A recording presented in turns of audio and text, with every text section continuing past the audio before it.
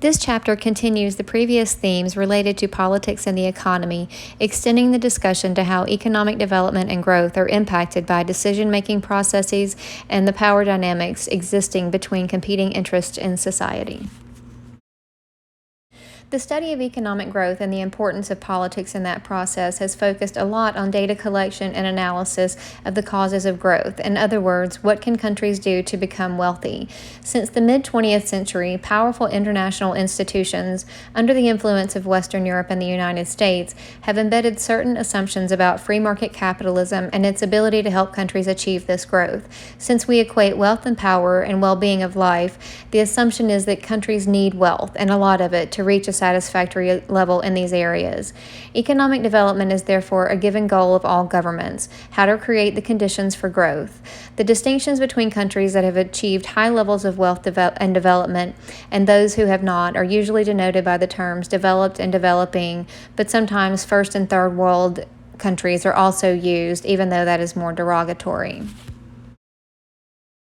You may see the distinction also referred to as the global north and south, with most underdeveloped countries residing in the global south. The Human Development Index is a data source provided by the United Nations that collects economic and other relevant data about quality of life and assigns each country a score that captures their level of development.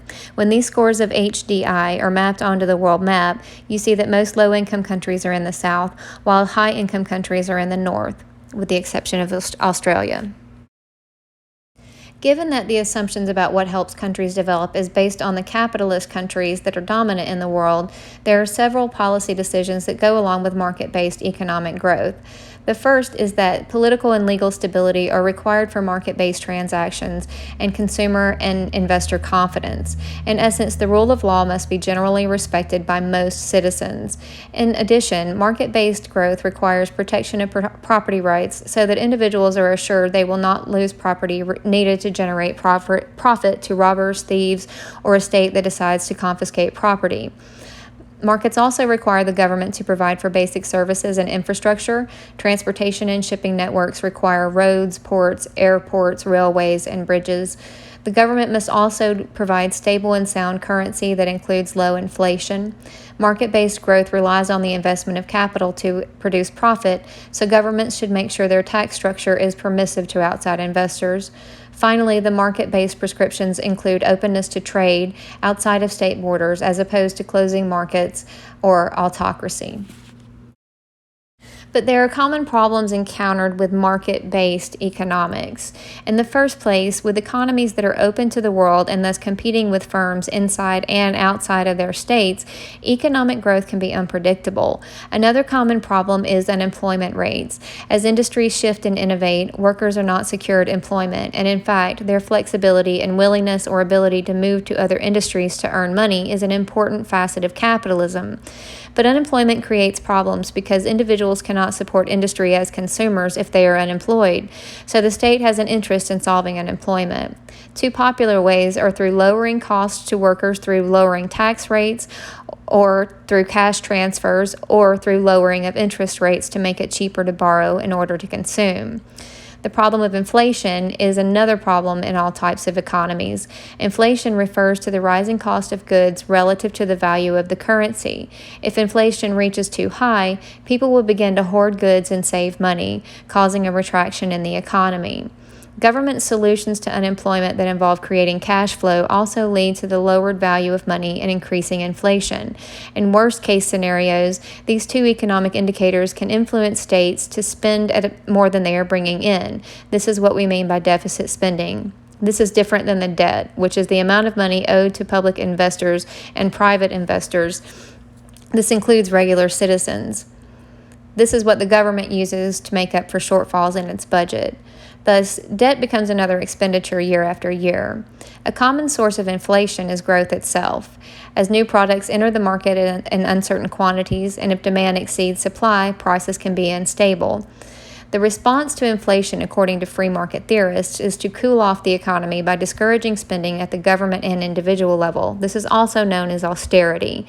The Phillips curve pictured here represents the general relationship between inflation and unemployment. In general, the accepted wisdom is that as unemployment increases, inflation goes down, and vice versa. There is, therefore, a trade-off. If states want high employment, they will have high inflation. However, if there are situations that began to emerge in the 1970s that defy this wisdom, states, including the United States, experienced high inflation coupled with high levels of unemployment. This is known as stagflation. Under stagflation, there is usually some underlying cause of rising prices that is not related to unemployment. In the 1970s, this was the oil crisis, where OPEC nations restricted supply of petroleum while raising the prices, and this had the effect of increasing costs of basic goods due to rising transportation and production costs. Another problem in market economies is the motivation of different interests in society to capture government policy for their own benefit instead of the benefit of the overall economy or society. From the side of business, rent seeking involves bargaining for subsidies, tax breaks, government contracts, regulations that hurt the competition or an industry or boost their own competitiveness. Among workers, rent seeking can take the form of seeking benefits and working conditions that could impair profitability. In both cases, excessive rent seeking is seen as possibly detrimental to economies by producing incentives to be less efficient. Solutions, according to capitalism, include liberalizing the economy by removing regulations, privatizing the economy by doing away with state-owned enterprises, and securing competition through policy that protects against monopolies and corrupt trading practices. Our Securities and Exchange Commission, as well as the Federal Trade Commission, oversee these types of policies. The distribution of resources presents another problem for economies. This includes material and human capital resources. The core argument for capitalism and liberalization is that free markets increase wealth overall. Empirically, this has some evidence behind it, but free markets do not tend to do much to deal with inequality and poverty, which is a downside. The benefits of liberalization are usually concentrated among business owners. Liberalizing economies leads to deregulating banking practices and industrial policy, allowing for domestic companies to move operations to other parts of the world for cheaper labor and lower worker safety standards. This practice is known as offshoring, and it has generated a lot of criticism toward companies that engage in it. At the same time that companies seek ever lower employee pools, they have maintained or increased their pricing structure, lowered their tax burden through lobbying, and essentially have ensured a wide margin of their profit since the 1970s and 80s. Liberalization of the economy can often lead to brain drain because it encourages the migration of high-skilled labor, which can have long-term consequences for the economy of a place. Distribution of resources is also a problem because when states are reducing their commitments to protectionism or subsidies and grants that support industries, they often fail if they are new industries that are struggling to make their way in the market. This might be the case for a lot of firms in developing countries that are just now industrializing, but it could also be the case for any new industry in a developed world market.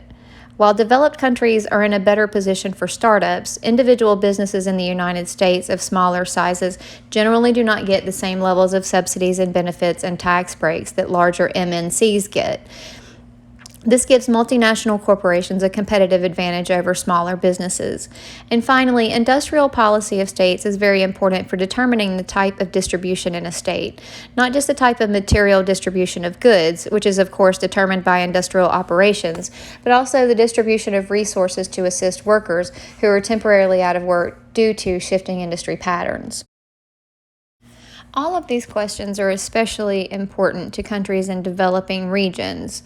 These are also former colonies of Western Europe, and they are still overcoming generations of being able to farm perhaps one crop at a time and being subjugated politically. That was their economic position and political position in the world.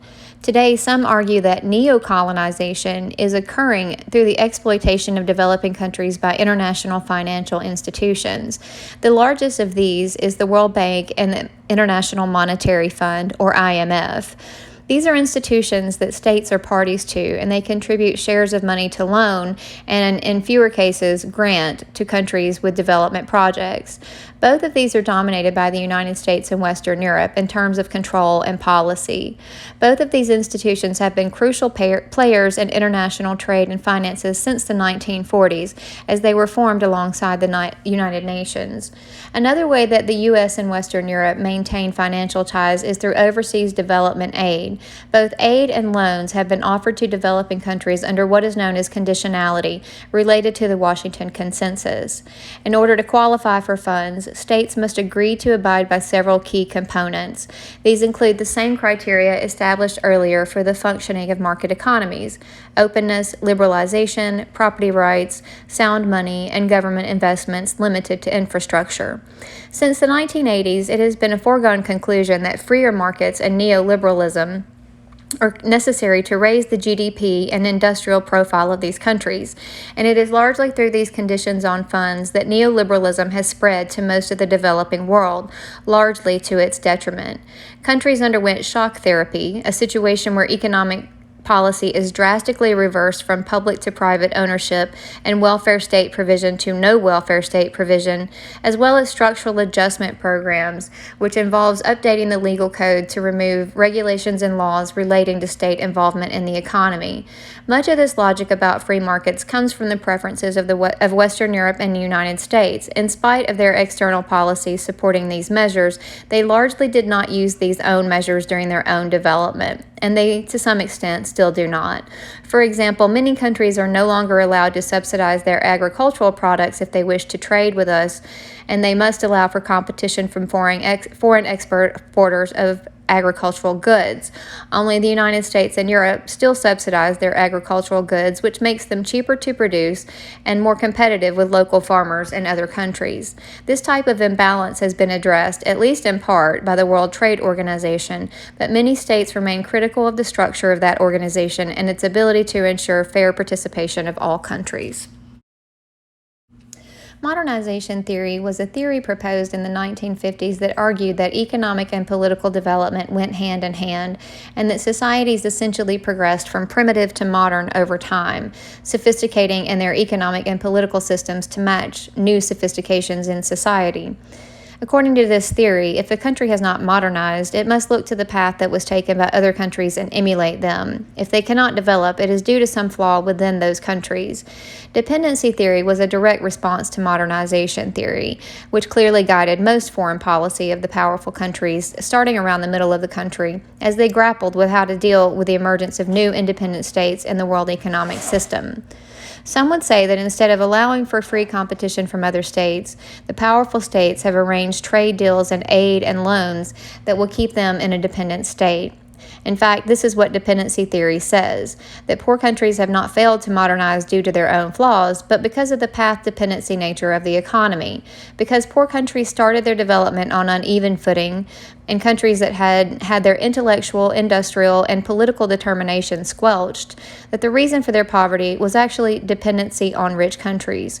One of the solutions of dependency theory involved countries creating industrial policy that was not centered on export, but on domestic markets. This was called import substitution industrialization, and the hope was that it could replace the need for trade with developed countries.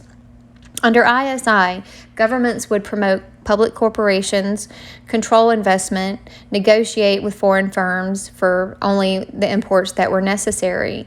This program induced growth in Latin America for about 30 years, but there is always a point where domestic markets become saturated with a product made domestically. Therefore, with no consumers keeping factory workers employed, the government usually deficit spends to keep people employed and making products no one needs to buy any longer. Another problem is that these countries did not have a lot of the heavy machinery needed to facilitate industrialization, which meant that they were still dependent on developed countries for trade. Other developing regions, including Asia and Africa, underwent some form of ISI. In the Asian example, once countries hit the point of domestic saturation, they turned their markets toward export-oriented policies, which involved government spending targeted protectionism, only in the most needed industries, steering investments, and negotiating with foreign firms. In other words, in export-led development models, the state remains very involved in the economy. It just begins to sell things to other countries. This period of ISI gave way in most developing countries to some form of neoliberalism due to the influence of richer countries, but also due to the economic shocks that affected the world system in the 1970s. Developed countries that had used a lot of protectionism and government regulation and safety nets also began to trim down their budgets under the guise of deindustrialization. At the same time, developing countries adopted similar strategies to cut environmental, worker, and financial regulations, privatize government-owned industries, trim welfare states, lower taxes, and minimize debt. This strategy has led to rising inequality between income groups in developed countries. By inequality, we mean the share of income that select proportions of the population control. For example, you have probably heard the statistic that the largest proportion of wealth is controlled by the 1 or 2% in the United States. This is only one negative outcome of neoliberal policies. Low regulation can also lead to unstable banking practices that lead to crisis and recession. The example used here is the Great Recession of 2009, and of course the book was published prior to the current recession, which has had a different set of causes. Recessions refer to a period of negative growth in the economy that continues for more than 3 months. Some economists may have different time horizons, but they all agree that there must be a continued pattern of lowered GDP.